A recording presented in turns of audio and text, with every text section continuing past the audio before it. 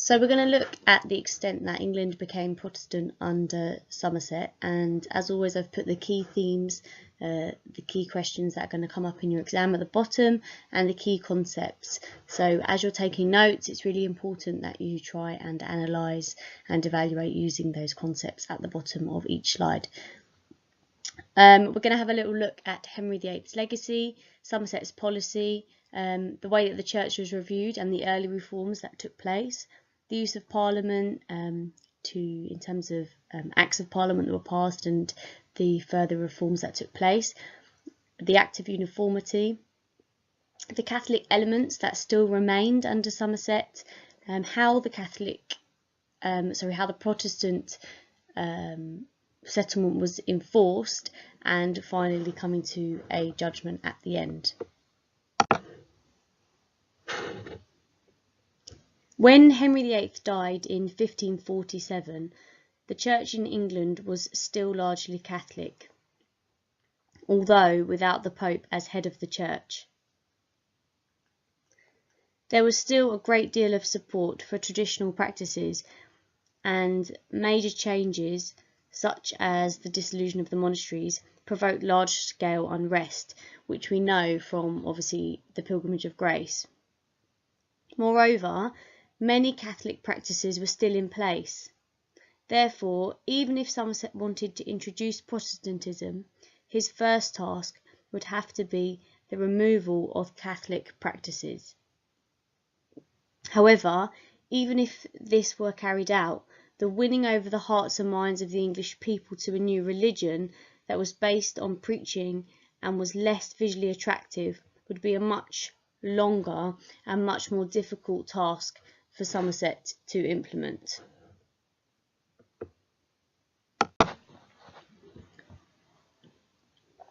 Initially, Somerset's policy was quite cautious and slow. The old traditional practices were attacked and destroyed, but there was little evidence of putting in place a fully reformed church. This is not particularly surprising, as Somerset himself was at best only a moderate Protestant. The bishops were divided in their views, with a significant number being opposed to change, for example Gardiner, and others were quite undecided. Meanwhile, the majority of the lower clergy were opposed to change, as were the great bulk of the population. Given this situation, with only a few areas, such as East Anglia and London, possessing a significant minority in favour of reform, it was very sensible and natural that the progress initially was very cautious. The government began by reviewing the condition of the church through a royal visitation, which examined the state of the clergy, the doctrine and the practices of the church. In July 1547, it was ordered that the Book of Homilies, which provided clergy with model sermons and Erasmus's paraphrases, should be placed in every church.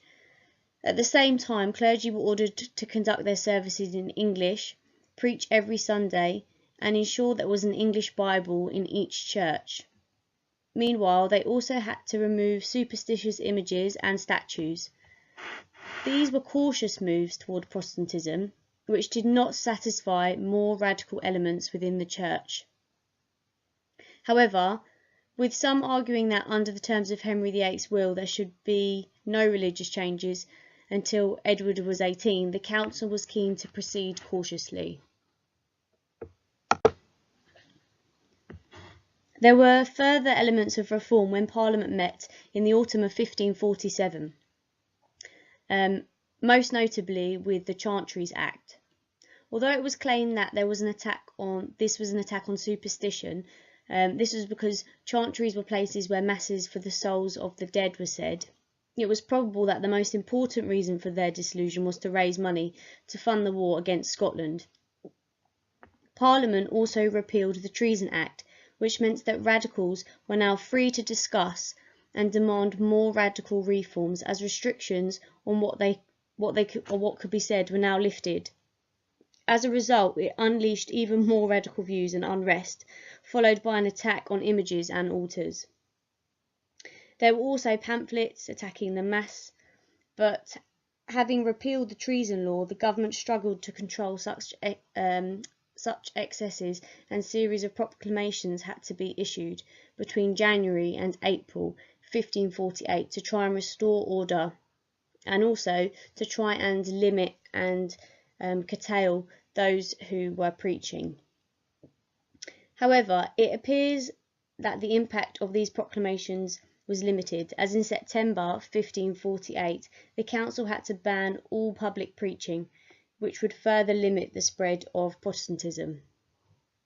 So, with regards to that evidence I've just given you, one of the things that you want to think about there is the sort of success and failures of Somerset's approach to religious policy. The success of the campaign against Scotland meant that when Parliament met again in the autumn of 1548, the government was in a stronger position and able to bring in more Protestant measures. The Act of Uniformity was passed in January 1549, and it ordered clergy to use a number of Protestant practices which had not previously been enforced.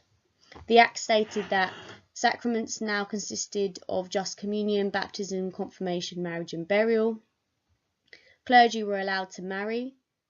Singing masses for the souls of dead was not approved. Holy Communion, Matins and Evesong were to be in English. The laity could receive both bread and wine at communion. So we now see a more marked change from the previous approach, which was much more cautious, and now, like I said, that the government was in a stronger position, there seems to be a slight change in policy, and it seems to be a stronger and slightly less cautious approach to religious reform. However, even after the Act of Uniformity, it did not mean all Catholic practices disappeared. Fast days remained, as did the number of holy days. The Catholic belief in purgatory wasn't condemned, but it also wasn't upheld, and the worship of saints was not banned, but it was only discouraged. The government hoped that the changes would satisfy at least the moderate reformers. The clergy were forced to use the new service and would either be fined or imprisoned for refusal. However, the laity were not punished if they did not attend church. The government continued with its policy of educating the laity in the new religion. Bishops were instructed to carry out visitations or inspections to test whether the lay people could recite the Ten Commandments and also the Lord's Prayer. The results of these visitations have been interpreted in different ways by historians. One of the key examples to know would be that of Bishop Hooper, who discovered in his own diocese of Gloucester that out of 311 clergy, 10 could not recite the Lord's Prayer and 171 did not know the Ten Commandments. Now, some historians have argued that this shows just how difficult a task it would be to enforce Protestantism. In contrast, others have suggested that the thoroughness and the efficiency of the investigations and the visitations are a clear indicator and a clear sign that the leadership of the Church was willing to take action to ensure that changes were carried through, therefore obviously suggesting that the church leaders were in support of these religious changes. The government needed to use figures, and they depended on figures like Hooper to carry out these and to enforce the changes. And it could be argued that with such men the task was not impossible, particularly as evidence would suggest that many of the nobility and the gentry were willing to accept the moderate change. The issue of these religious changes seems to be more with the peasants, and we know that from the Prayer Book Rebellion, whereby there was unrest breaking out in Devon and Cornwall, Yorkshire, Hampshire and Oxfordshire. And it was this unrest alongside another rebellion which brought down Somerset in the autumn of 1549.